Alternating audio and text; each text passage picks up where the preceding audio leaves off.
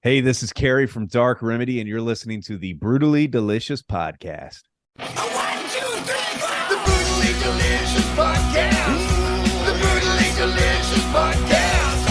The Brutally Delicious Podcast. The Brutally Delicious Podcast. Hey, there's Chris.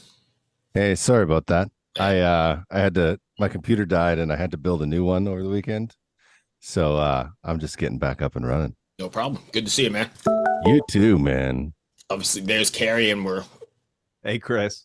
Hey, Cary, how you doing, man? Doing good, man. How about yourself? I'm doing pretty good. Pretty good. he's in like bumfuck Canada. Oh, I'm in fucking beautiful Canada. That's all I'm gonna say. That's all I gotta say about that. I wake up in the morning and I look at a fucking lake, and then I fucking take the dog to the beach. You know, it's like 32 degrees Celsius every day. It's beautiful. Nobody knows what that is. So I cannot get my camera Oh, to that's work. fine. So It's I'm mostly sorry, guys. audio. No, it's mostly audio anyway, so we're good. Okay, I just add this up on the YouTube channel for extra, but gotcha. We're all audio all the time. yeah.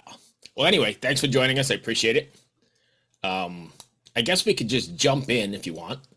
And we usually ask this of everybody that comes in. Can you give us the 2-sentence elevator pitch for Dark Remedy?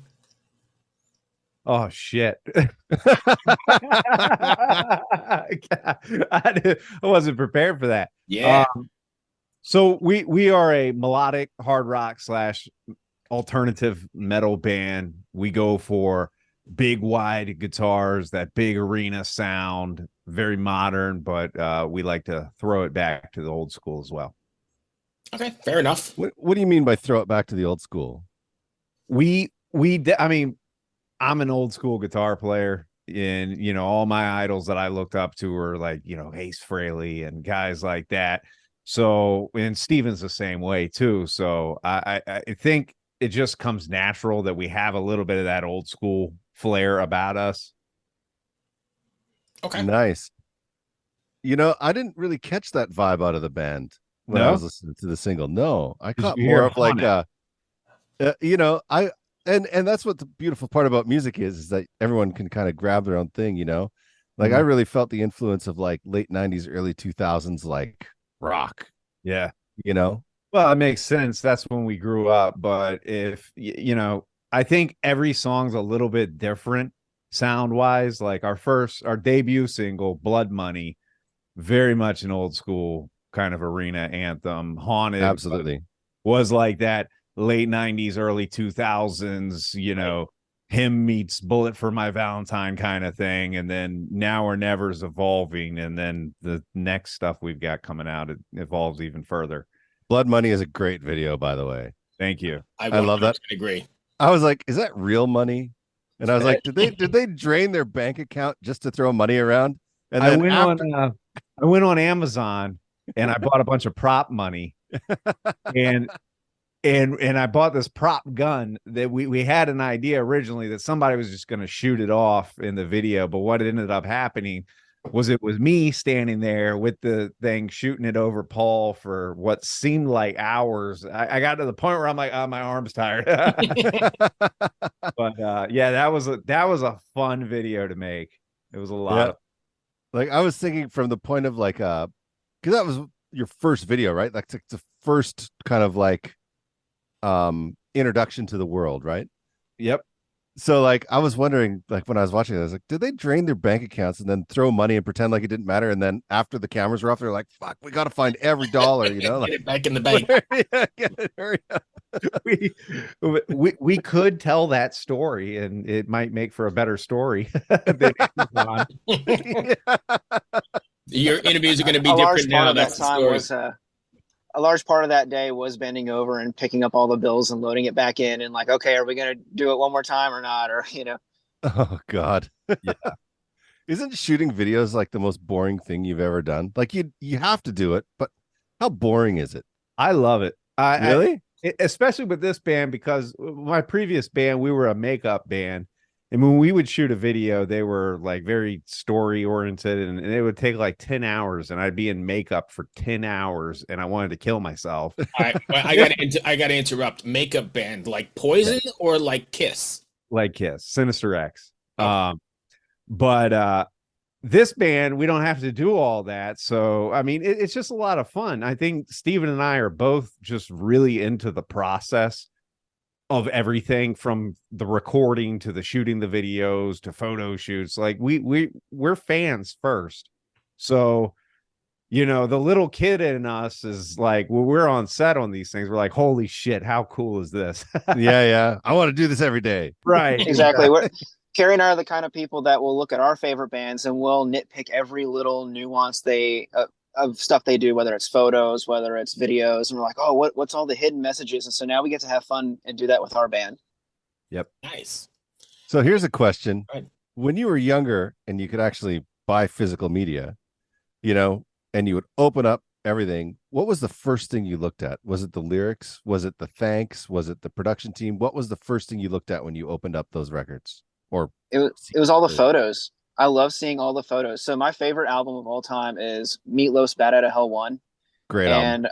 And I listened to the vinyl of that just on repeat, like, for years. And I just loved looking at, all the photos of these crazy guys and like the ruffled like Mozart shirts and like playing guitars and smashing them over people's heads, and the motorcycle coming out of the crevice in the earth with the fire. It's like there's nothing more epic to a kid who's getting into rock and roll than something like that.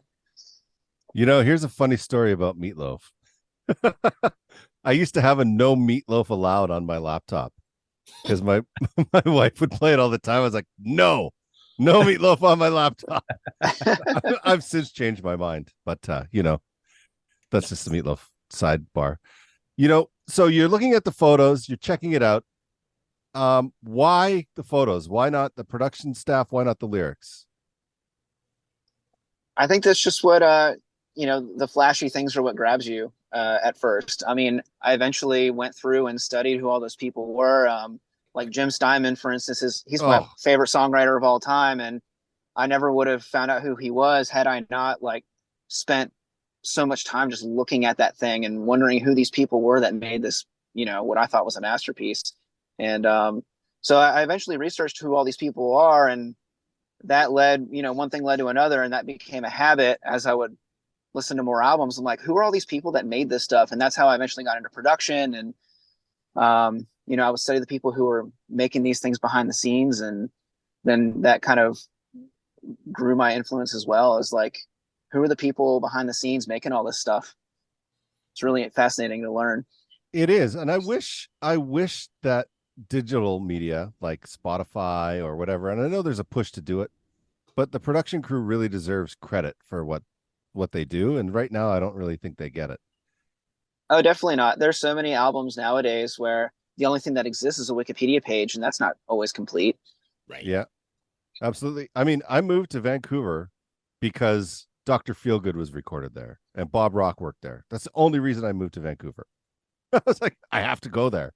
Right. That's where Little Mountain Sound is. I have to be there, And it was because I read the credits inside of Dr. Feelgood. Yep. I'm a credit reader as well. How cool would it be if Spotify implemented a thing that when you click on a track, there's a digital CD booklet in there that you can just scroll through? Why isn't it already done? Beats me. They got more money than I do. You would think, you would think they would think of these things, but they're busy giving themselves raises and cutting royalties for artists. Yeah. That's a good one, isn't it? Yeah. That's terrible. That's been all over the news this week. It's pretty disappointing. It is disappointing. And, I think personally, and maybe I'm wrong, and you guys, I want you to chime in on this, with the rise of machine learning and artificial intelligence, that's what they're preparing for, right? They're preparing to just not pay musicians anymore. That's what they're preparing for. How do we fight that? How do we fight back with that? We don't have a union like AFTRA or anything like that to stand up for us. I mean, there's the AFM, but what are they going to do? Nothing. So how do you deal with that? Well, I mean, me personally, I think it's gonna be a long, long time before that AI gets good enough that you can't tell the difference. I've listened to a lot of the stuff that they're doing with the AI music, and I can tell the difference. And it all feels a little hollow to me right now. I just think there's something about that human connection that you just can't take away. I mean, if you look at the real estate industry, they tried to do that with Zillow. Zillow was on a mission to replace real estate agents, but they missed the one key part is the human interaction. They AI did. is never going to be able to replace that. I think it's just time for artists to lean into more so the things that we can control that make us different from AI, whether it be the live shows or, you know, the music videos and the visuals and that connection with the fans. I mean, an AI band is never going to sit at a merch table and Right. chat with fans for hours. So I agree with you there, but do you think the average listener notices the difference?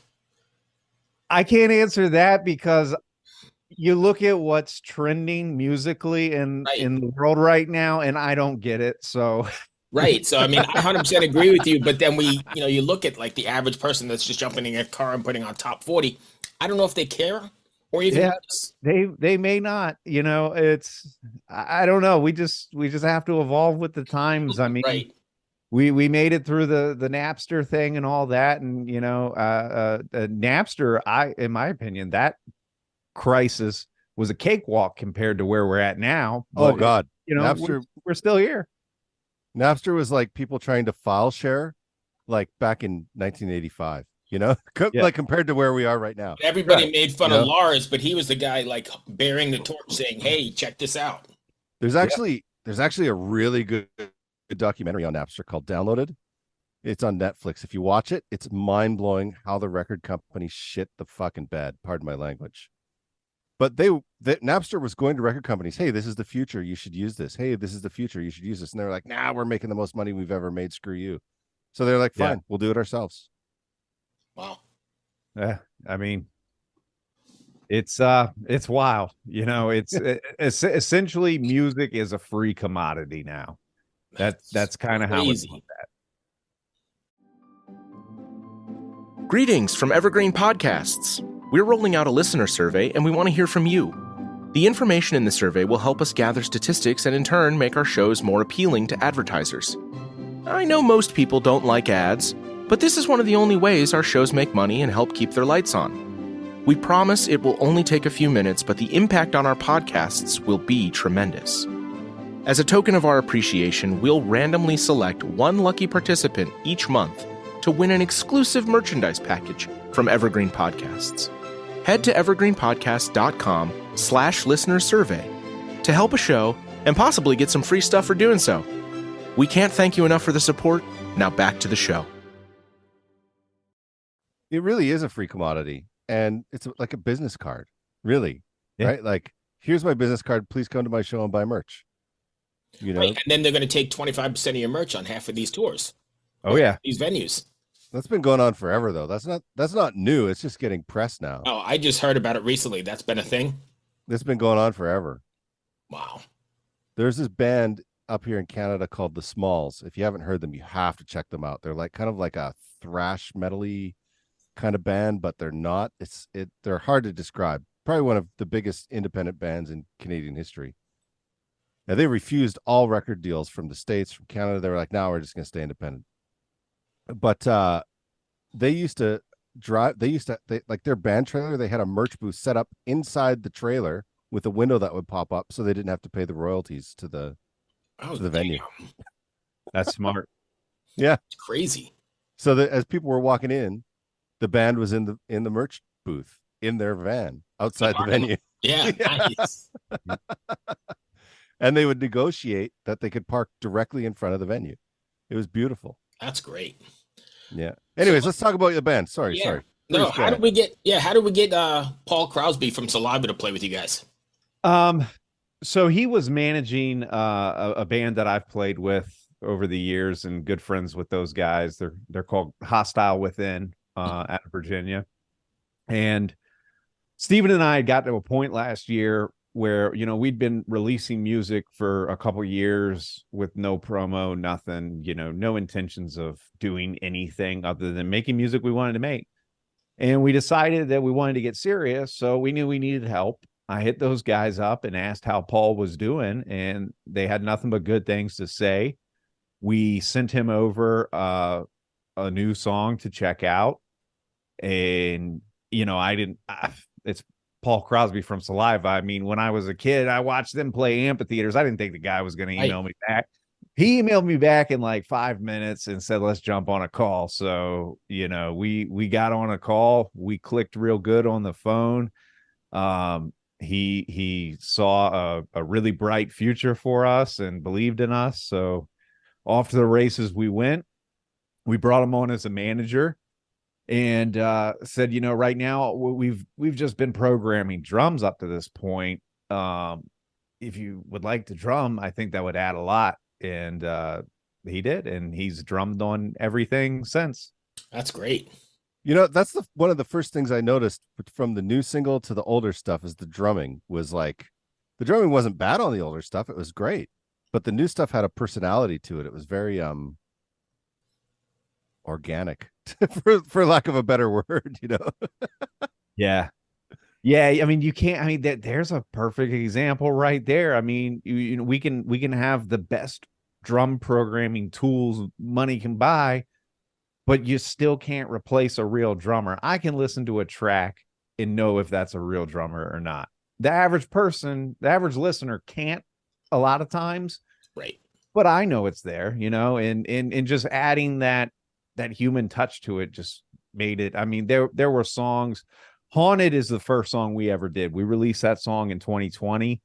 When we re-released it this year, we totally reworked it, got Paul on it, and just having Paul's drums on it brought life to the song for me. How does having a real drummer compared to using like Superior Drummer or something like that, how does that change your creative process? Does it slow you down? Does it speed you up? How does it affect your process? No. So basically what we do is we still program drums to the demo, and that's what we send to Paul. And I mean, when we're talking about Paul, we're talking about, you know, the epitome of a professional when it comes to drummers. So I'm sure it would be different with other people, but we send it to him. He listens to it. He knows what he needs to do. And we send him the track without the program drums, and he lays his drums down in his studio in Houston, sends that back to us. You know, for me being a rhythm guitar player, drums are everything for me. So, you know, I kind of, we've worked with him long enough and I know him well enough as a drummer now that I kind of can hear in my head what he's going to do with something. So I think both Steven and I have that in our head when we're writing. You know, you gotta write to every member's strengths. You know, I've got my strengths and weaknesses. Steven's got his strengths and weaknesses. Same with Paul, and you write to that. Okay. Interesting. Was it now that you're starting to get some mainstream success, is it intimidating at all? Are we? What? No. Wait, I'm still looking for the limo out front. I haven't seen it. There's no limo up front yet. You remember, we're talking about Spotify. Oh, you gotta wait for your Spotify payment, then you get a limo. 2023 success and 2010 success, totally different things. Oh yes, yeah. Million plays on radio, I got a Corvette. Million plays on Spotify, I can't afford a coffee. Right. But is it intimidating at all? Everything about this is intimidating. I would be lying. I mean, we're not one of those prima donna rock bands that are walking around like we're the shit, you know. I mean, we're at the heart of this all. Steven and I are two just ginormous fanboys. So everything we do is intimidating, you know, talking to people that we, you know, have looked up to for a lot of our life. And, you know, I remember we went and saw, when we were in Houston shooting the Haunted video, we went and saw Striper, and we tagged Striper up in a post on Facebook, and they came in and commented on our post, and I'm calling Steven like, holy shit, bro. Striper. acknowledge us. It's all intimidating, but it's I mean, we're on the ride of our lives. I can say that. We're loving every second of it. What's the plans to take this out on the road? And if there is, what are you going to do for a drummer? So the plan is to hit the road next year.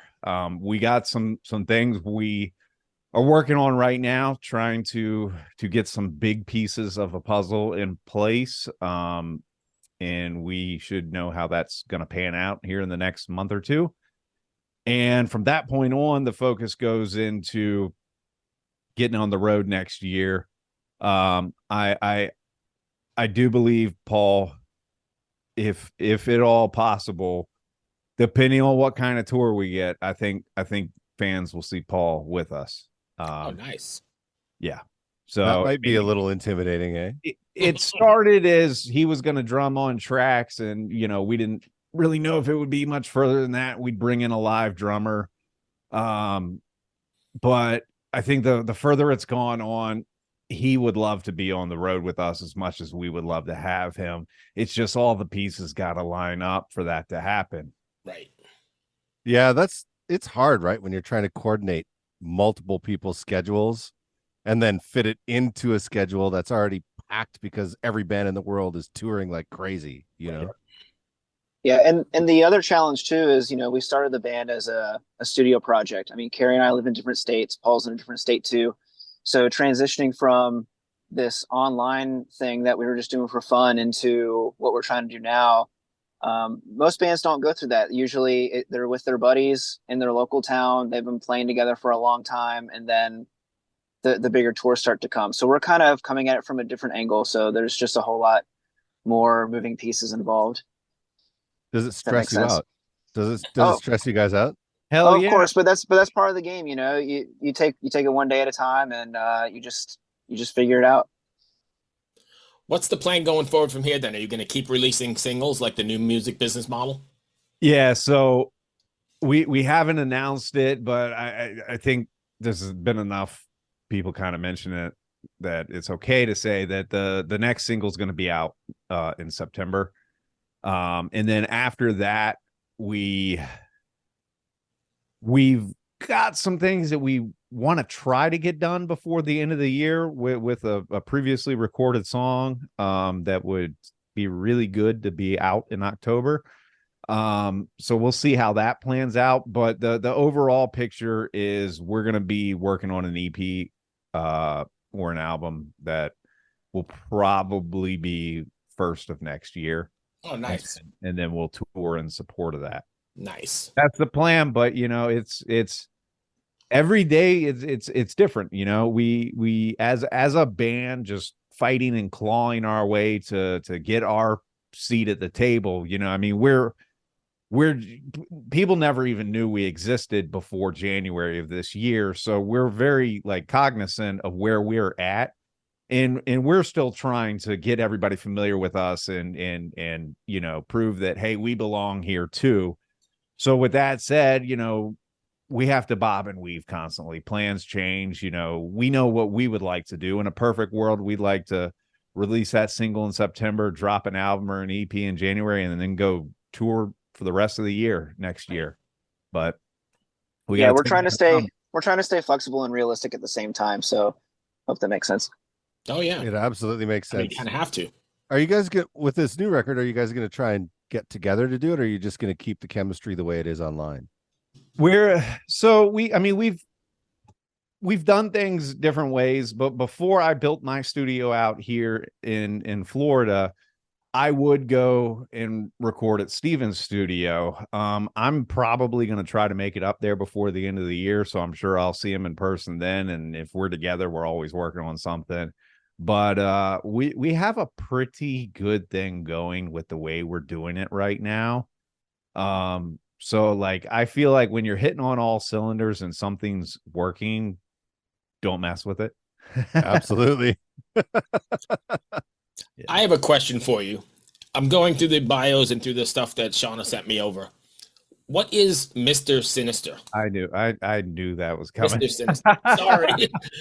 Sorry if you don't want to talk about it, but I know nothing about wrestling or sports. Fine. And I was like, what is that? Yeah, so that was a character that I created way back in the day. And I had a radio network back in the day. That was my character. We were kind of like the Howard Stern show on crack. and, and that's where that all kind of came from. And I got into the pro wrestling world as that character. Oh, nice. So you were And actually WWE? no, not WWE. I've wrestled with those guys, and I trained with AEW and WWE guys. But independent wrestling scene, I've wrestled in Florida, Virginia, Nice. and yeah, it's a lot of fun. It's a passion of mine. I'm 37 years old. I've been doing it since my 20s. I have no ill-conceived notion that at my age I'm gonna make it anywhere with that. It's just something I enjoy to doing. And that was also the name I went by. Same character, same face paint, all that shit with band Sinister X. Oh, So, nice. How do you feel about Billy Corgan buying a wrestling league? I love it. I have quite a few buddies who work for Billy, and everybody has nothing but good things to say about Billy. It's not widely known. I mean, not in the music world, but Billy is a massive, lifelong wrestling fan. And he's one of those guys that he gets it. He gets the business because, I don't know how to describe it, but it's unlike any other industry there is. And, the mentality that it takes to understand how to put these storylines together, how to put these matches together. And Billy just gets it. And I think most recently Smashing Pumpkins was on a tour of Australia, and he brought NWA with him. So NWA would work the same area that Smashing Pumpkins were, and they all kind of traveled together. And Oh, wow. everybody I've talked to that works for him has nothing but great things to say about him. It shocked me. I never when I found out about it, I was like, this doesn't make any sense. But then when I looked into it more, I'm like, oh, okay. Actually, it does make a lot of sense because the music industry is also like no other industry there is. And if you're good at figuring that out, right? Like you don't become the Smashing Pumpkins or any of those bands if you're not business savvy. Like Right. You just don't. And he's doing it with wrestling. I thought it was cool. Anyways, it's off topic, but Sorry, that was a total sidetrack, but I had to ask while I was there. No, that's cool. I can always talk wrestling. So we're kind of running up against time. Is there anything I missed that you want to cover? And if not, can you give us your socials? Steven. I don't really have much to say except thanks for having us, and hope we get to do this again soon. Absolutely. And if fans want to find you? Dark Remedy Band, Facebook, Instagram, TikTok, and darkremedyband.com. And thank you for having us. This was great. We really appreciate what you guys do for bands like us. Awesome, man. We appreciate it too, because then we get to hear new cool music. Yes, we get to hear new share stuff. it with other people. You so got it. Hey, before we go, can I get you to do a bumper for me? Your name, band. Thank you, my friends. Good luck with the record. Hopefully we'll see you over in the States here somewhere touring. Thank you. Be well. Thanks again. Take Cheers. care. Hello out there. Yes, hello out there, everyone. I'm Hal Schwartz. And I'm Flynn McLean. Together we host None But the Brave, a podcast dedicated to the music and career of Bruce Springsteen. Bruce and E Street Band are on tour right now for the first time in 6 years, and we're taking a detailed look at what's happening on stage in our bi-weekly episodes. We've also been recently joined by some very exciting guests, including rock journalist Warren Zanes and Stephen Hayden, Backstreet's Magazine founder Charles Cross, and Barstool's Kirk Minahan. If you're a diehard Springsteen fan, this is the show for you. So please subscribe to None But the Brave on your favorite podcasting platform, and we hope to see you further on up the road. Thank you so much. We'll be seeing you.